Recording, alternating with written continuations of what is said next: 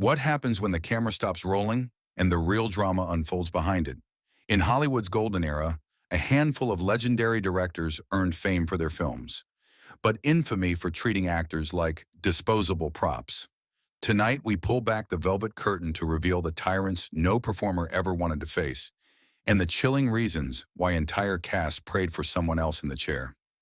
Stay with us and decide whether genius can excuse cruelty. Otto Preminger. Actors whispered his name like a curse. Preminger's set ran on fear, blistering tirades in 3 languages, public humiliation, and marathon shoots that stretched nerves thin as violin strings. On Anatomy of a Murder, he forced Lee Remick to repeat a rape reenactment scene until she burst into tears.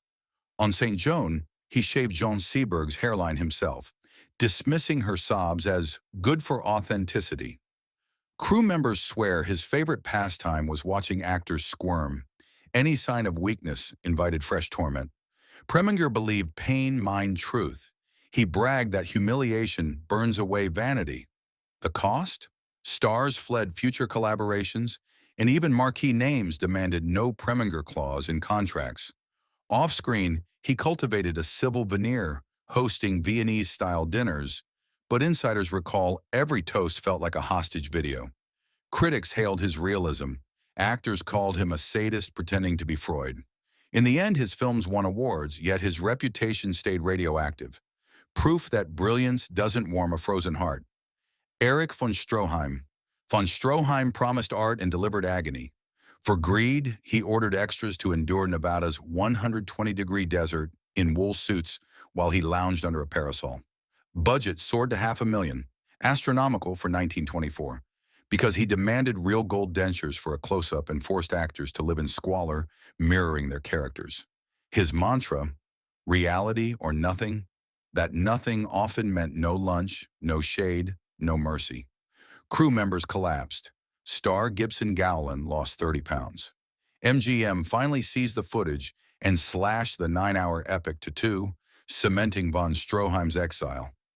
Actors he'd broken cheered privately. The prince had strangled his own career. Yet rumors say he never understood why performers despised him. To von Stroheim, suffering was simply a line item, payable in blood, sweat, and vintage nitrate. Fritz Lang. Fritz Lang's eye patch wasn't a costume quirk, it was a warning.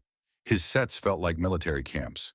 Whistles, countdowns, and icy commands echoing through cavernous sound stages. During M, he fired blank cartridges near actors' heads to capture authentic terror. Peter Lorre, driven to insomnia, claimed Lang shot fear straight into my soul. In Metropolis, Lang kept Brigitte Helm waist-deep in freezing water for 10 hours, her metal costume slicing skin until she fainted. When extras protested, Lang growled, "The camera is God, pray to it." Legend says he kept a scrapbook of on-set injuries as badges of honor. Studios tolerated him because audiences worshipped the final reels, but stars carried emotional scars long after applause faded. Lang died celebrated, yet alone, surrounded by awards, not friends, underscoring how terror may craft masterpieces but repels every human touch. John Ford. Ford's Western vistas hid a battlefield atmosphere. He delighted in reducing macho icons to trembling recruits, calling John Wayne fatso and making Henry Fonda scrub floors for attitude adjustment. On The Quiet Man, he hurled a rock past Maureen O'Hara's face to help you look startled. His favorite game, pitting actors against each other, then filming the resentment. Ford rarely spoke more than grunts, but his piercing stare could shrivel confidence at 20 paces. Drinking binges left him unpredictable. Some mornings began with Irish ballads. By noon, he'd be smashing props in rage. Yet he demanded actors show stoic discipline he himself ignored. Many never forgave the emotional bruises, calling his sets boot camp without medals. Ford collected Oscars like cavalry trophies, but his protégés confessed they loved the movies, never the man. Proof that the frontier's toughest outlaw sometimes sat in the director's chair. Michael Curtiz. Curtiz's thick Hungarian accent birthed on-set legends. "Bring on the poodles!" really meant puddles, but behind the malapropisms lay razor-sharp tyranny. For Robin Hood, he fired real arrows above extras' heads, brushing helmets to capture true danger. Errol Flynn seethed, calling him heartless after watching stuntmen injured for minor shots. Curtis berated actresses for gaining a single pound and once demanded that a live vulture be nailed to a perch for the Seahawk. His passion for grand visuals overshadowed concern for human bones. Even the beloved Casablanca came at a cost. Crew recalled 20-hour days in sweltering heat while Curtis shouted, "More sweat, real sweat." When filming wrapped, Humphrey Bogart quipped, "We'll always have Paris, but God help us if we ever have Curtis again." Audiences swooned over the romance on screen, unaware of the misery that made every frame shimmer. Alfred Hitchcock. Hitchcock sold suspense to ticket buyers while selling dread to his casts. His contracts bound actors tighter than any plot twist. Cary Grant recalled, "No questions allowed," while Ingrid Bergman confessed she never saw the director smile unless a take had broken someone's spirit. Hitch favored psychological traps over shouting. On The Birds, he isolated newcomer Tippi Hedren, banning crew from speaking to her, then promised the final bird attack would use rubber props. Cameras rolled, Hedren heard cages unlatch, and real gulls, ravens, even a hawk were hurled at her face for 5 straight days. She left set in a stretcher. Hitchcock filed the moment under marketing gold. His cold detachment extended to food schedules. Extras dubbed him Sir Lunchless because scenes ran through meals just to keep nerves jangling. Yet every scream he captured minted money, convincing studios his methods were eccentric genius rather than cruelty. When actors gathered off campus, they swapped survival tips as if starring in their own thriller. One veteran said, "Hitch didn't direct. He played chess, and we were the pawns." The master's brand endured. The trust of performers did not. Cecil B. DeMille. DeMille built empires of sand and ground actors into it. He staged the 10 Commandments on a California desert set hotter than Sinai, banning umbrellas so Moses' sweat would sparkle with salvation. Charlton Heston's robe baked onto his skin, ripping flesh when peeled away. For earlier, silent epic Ben-Hur, DeMille demanded real Roman chariots at full gallop, resulting in multiple stunt deaths he dismissed as the cost of authenticity. His booming megaphone echoed scripture, yet off-camera he found extras who broke "Thou shalt not gossip" edicts about injured colleagues. Female leads endured wardrobe inspections where DeMille measured hemlines with a ruler, proclaiming modesty even as he shot titillating close-ups for box office bait. Actors nicknamed him the Pharaoh because any protest felt like heresy. Still, audiences knelt before his spectacles, and Paramount let the tyranny ride. DeMille died with a Bible on his nightstand and a blacklist of stars who swore never to resurrect under his direction again. William Wyler. Wyler believed truth hid in exhaustion, so he filmed until eyelids twitched like faulty projectors. On The Best Years of Our Lives, Dana Andrews logged 148 takes for a simple doorway entrance. By the final slate, he couldn't remember his own name. Bette Davis relived Jezebel's waltz scene 47 times until toes bled through satin pumps. Wyler just whispered, "Again," but with more soul. His quiet tone masked iron will.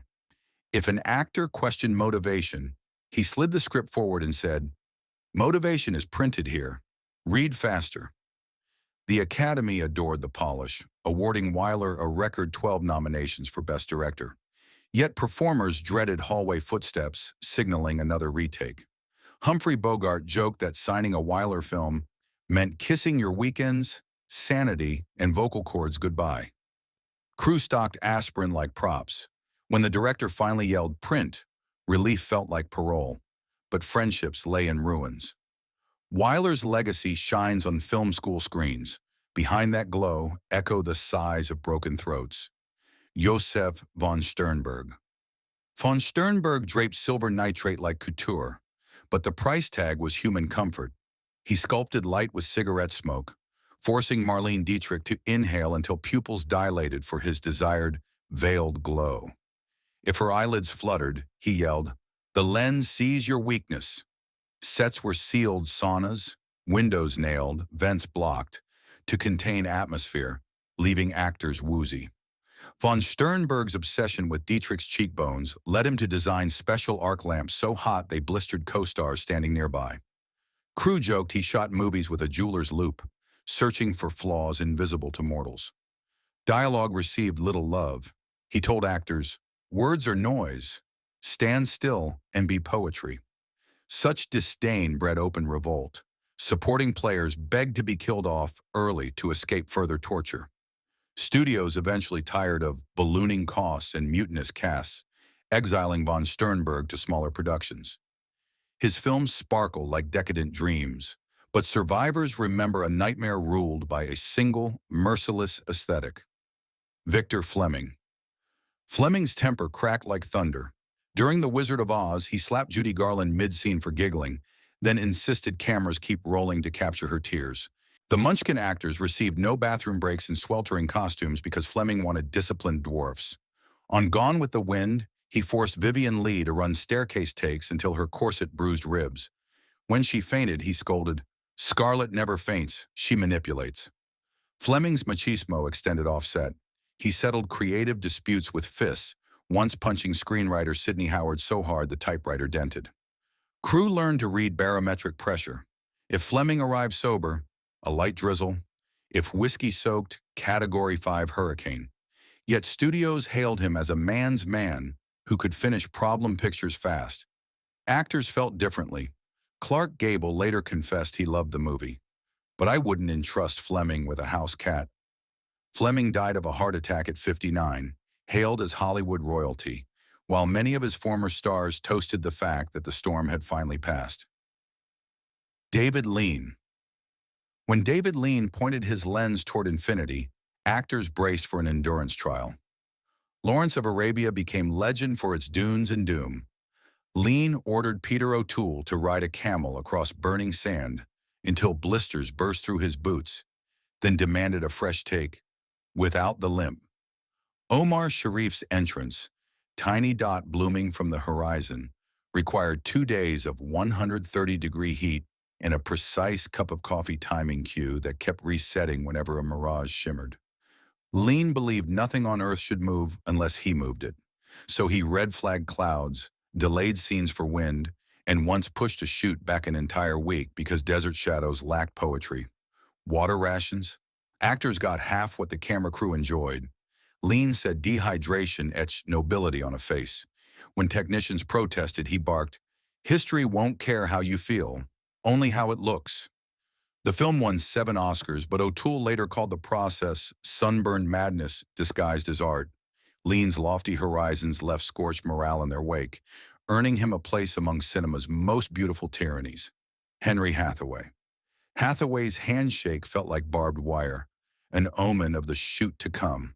On True Grit, he mocked John Wayne's limp between takes, roaring, "Pilgrim, drag that dead leg faster."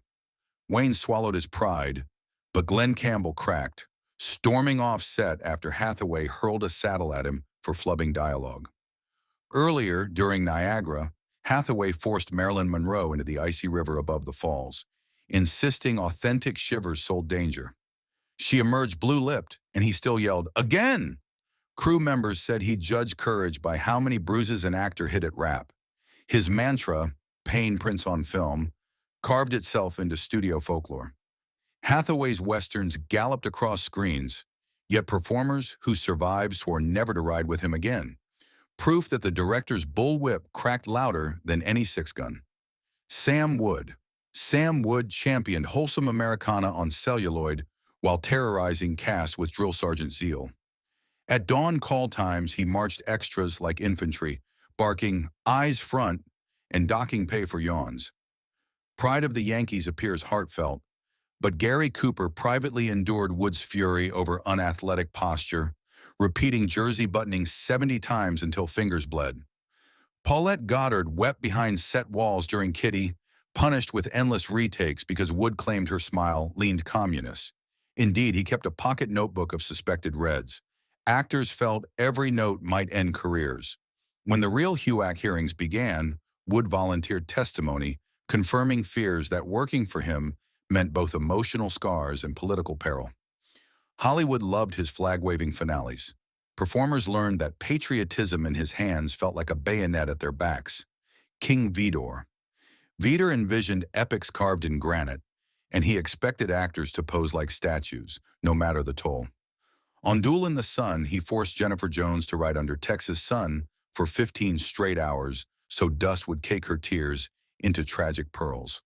Technicians remembered him shouting, "Stop breathing so loud. It shakes my horizon." When shooting the Fountainhead, he dangled Gary Cooper atop a half-built skyscraper platform during a lightning storm. Vidor claimed real thunder would rattle Cooper's voice with architectural passion. Safety harnesses? Would Howard Rourke wear one? He scoffed. Crew filed anonymous complaints. Studio heads dismissed them, dazzled by Vidor's muscular frames. Afterward, Jones spent weeks in hospital for heat stroke, and Cooper vowed never to scale another Vidor vision. Monumental images endured, but so did whispers of the human rubble beneath them. Stanley Kubrick. Though straddling Golden Era's twilight, Kubrick inherited its worst autocrat traditions and doubled down.